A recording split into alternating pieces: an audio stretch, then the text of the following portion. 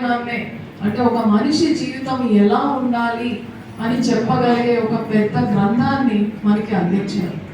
So మనకి ఇప్పుడు చూసుకుంటే చాలా వసతులు ఉన్నాయి ఇంతకు ముందు కన్నా. అలానే ప్రభుత్వం కూడా చాలా చిత్తశుద్ధితో ఉంది ట్రైబల్ కమ్యూనిటీకి ఏమేమి చేయాలి అని. ఇప్పుడు మన ముందున్న లక్ష్యం మనకున్న వసతుల్ని ఉపయోగించుకొని మనం ఎదగాలి, మన చుట్టూ ఉన్న వాళ్ళని చైతన్యపరచాలి. ట్రైబల్ ఏరియాస్లో చూసుకుంటే ఇప్పుడే మనం 2 డాన్స్ ప్రోగ్రామ్స్ చూసాం. దాని ద్వారా మనకి తెలుస్తుంది ఏంటంటే they are treasure of culture. So మిగతా మైదాన ప్రాంతంలోకి వస్తే, ప్లెయిన్ ఏరియాస్లోకి వస్తే మనం ఇన్ఫ్లుయెన్స్ అయిపోతున్నాం డిఫరెంట్ కల్చర్స్కి, డిఫరెంట్ ట్రెండ్స్కి. కానీ ఏమీ లేకుండా వాళ్ళ సంస్కృతిని కాపాడుకుంటుంది మాత్రం ఆదివాసీలే. అందుకే వాళ్ళు చేసిన నృత్యం, డాన్స్ చూడగానే మీకు చాలా మంచిగా అనిపించింది. అలానే వాళ్ళ సాంగ్స్. సో నాట్యం, సంగీతం వాళ్ళకి ఇన్హెరెంట్గా వచ్చిన విద్య. రెండో విషయం వాళ్ళు చాలా ధైర్య సాహసాలు. సో మనకి ప్లెయిన్ ఏరియాలో ఉండేటప్పుడు మన ట్రాఫిక్ కొంచెం ఎక్కువగా ఉంటేనే రోడ్ క్రాస్ చేయడం మన స్టూడెంట్స్కి మనకి చాలా భయం. కానీ వాళ్ళు చీకట్లో కష్టమైన దారుల్లో కూడా స్కూల్కి వెళ్తూ ఉంటారు. వాళ్ళ జీవన విధానం కూడా సాగిస్తూ ఉంటారు, వేట ముఖ్యంగా. సో వాళ్ళకి ధైర్య సాహసాలు కూడా వాళ్ళకి ఇన్హెరెంట్గా వచ్చిన ఒక క్వాలిటీ, స్ట్రెంగ్త్. అలానే they are very close to the nature. So నేచర్కి ఎప్పుడైతే క్లోజ్గా ఉంటామో మన సెన్స్ ఆర్గాన్స్ బాగా పనిచేస్తాయి. మనం అందరం కూడా క్లౌడీగా ఉండగానే మనం ఏం చూస్తాం, వెదర్ రిపోర్ట్ చూసుకుంటాం, వర్షం వస్తుందా లేదా అని. కానీ వాళ్ళు వాతావరణాన్ని బట్టే ఎప్పుడు వర్షం వస్తుంది, ఎప్పుడు సన్ వస్తుంది అనేది తెలుసుకుంటారు. So their assessment capacities are much more higher than the plain people who are living in plain areas. So inherentగా వాళ్ళకి మీ స్ట్రెంగ్స్ ఉండేటప్పుడు కొన్ని క్వాలిటీస్ ఉన్నాయి, స్ట్రెంగ్స్ ఉన్నాయి. అలానే వాళ్ళకంటూ ఒక అచ్చమైన సంస్కృతి కూడా ఉంది. వీటిని ఉపయోగించుకొని మోడర్న్ డేస్లో ప్రభుత్వం పరంగా మనకి ఏవైతే వసతులు కల్పిస్తున్నామో అది కూడా తోడైతే వాళ్ళ భవిష్యత్తు నిజంగా బంగారంగా ఉంది. ముఖ్యంగా మనం ఎప్పుడూ ధైర్య సాహసాలు ఉండాలి అని అనుకుంటాం. ధైర్య సాహసాలు ఉంటే మనకి ఏదైనా సాధించాలి అనే తపన పెరుగుతుంది. ఏదైనా సాధించాలి అనే తపన పెరిగితే దాని వైపు మనం ముందడుగు వేసి మనలో కృషి కూడా పెరుగుతుంది. ఎప్పుడైతే నీ కోరికకు అంటే నీ ఆంబిషన్కి కృషి తోడవుతుందో డెఫినెట్గా నీ చేతిలో ఆ లక్ష్యం అనేది ఛేదించడం అనేది జరుగుతుంది. సో మనకి ఉన్న క్వాలిటీస్ని ఉపయోగించి మన లక్ష్యాన్ని నిర్దేశించుకొని ఇంకొంత కృషిని, సో స్కూల్స్కి ఎవరైతే వస్తున్నారో ఆ పిల్లలందరూ నేను పాస్ అయితే కాదు అనుకుండా I should be top. So ఈ రోజున మన లక్ష్యం పెద్దగా కనిపించవచ్చు, కానీ దానికి సాధనలో పెడితే డెఫినెట్గా ఆ లక్ష్యం అనేది చిన్నదవుతుంది.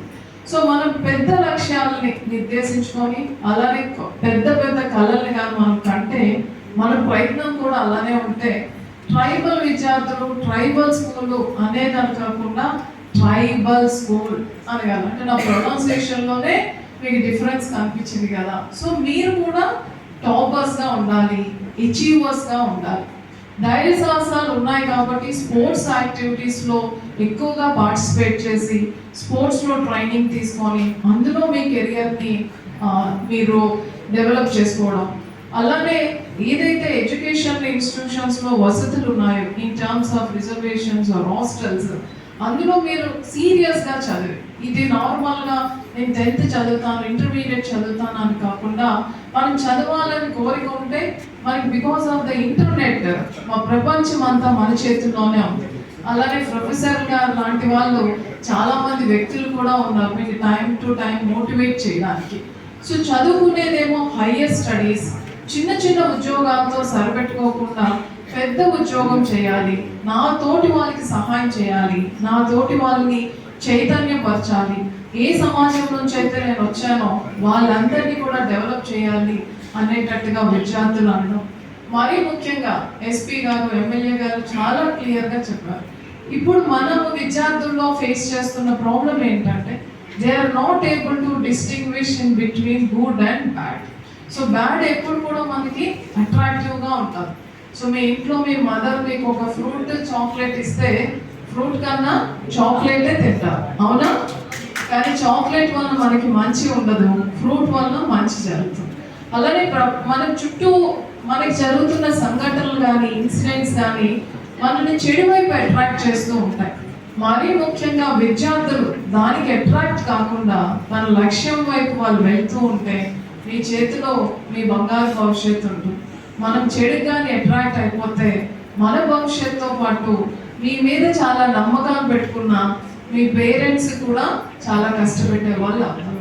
సో ఇలాంటి ఆదివాసీ దివస్ చేయడం ద్వారా మీకు మేము ఏం చెప్పాలి అనుకుంటున్నామంటే, ఆదివాసీలుగా పుట్టిన చాలా మంది ప్రముఖులుగా అయ్యారు, చాలా సాధించారు, చరిత్రలో కూడా వాళ్ళకంటూ కొన్ని పేజీలని వాళ్ళు రిజర్వ్ చేసుకున్నారు.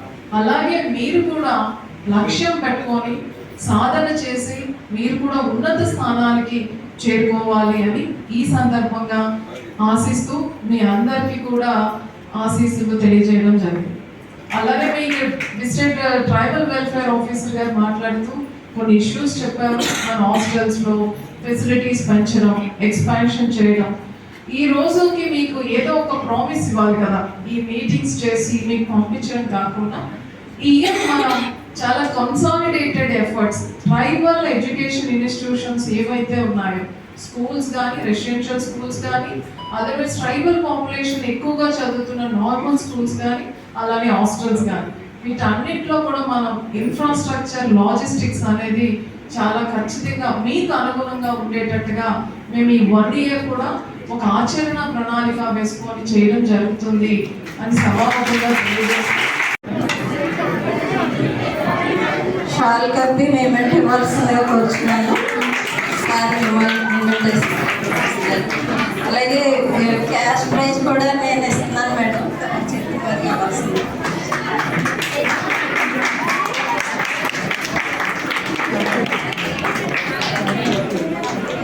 అలాగే సెకండ్ ఈ అమ్మాయికి కూడా క్యాష్ ప్రైజ్ కూడా ఇస్తున్నాం. వీళ్ళు ఇలా 5 గౌరవ ఎస్పీ కచేరీగా మేము క్యాష్ ప్రైజ్ ఇవ్వాల్సిందిగా బాక్సీ గారిని.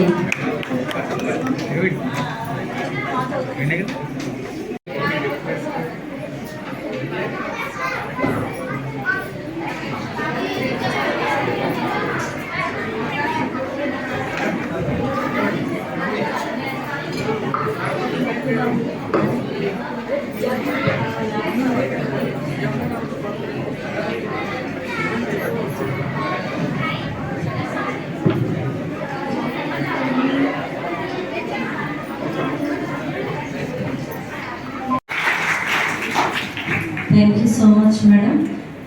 మా యొక్క వాల్యుబుల్ మెసేజ్కి ధన్యవాదాలు. మీరు తమరు ఇన్ఫ్రాస్ట్రక్చర్ మీద మా దగ్గర ఎస్టిమేషన్ కాపీలు తీసుకున్నారు. అవి డీటెయిల్స్ అన్నీ కూడా తమరికి ఇవ్వడం జరిగింది. దానిలోనూ మొదటి అడుగుగా తమరి ఆధ్వర్యంలో నిన్నటి రోజున మన ఎస్టీ గర్ల్స్ హాస్టల్లో బోర్వెల్ వేశారు మేడం. పేపర్ మిల్ వాళ్ళు వచ్చి తమరికి ధన్యవాదాలు తెలుపుకుంటున్నాను. అలాగే ప్రభావతి హెచ్డబ్ల్యూ వారిని ముందుకు రావాల్సిందిగా కోరుచున్నాను.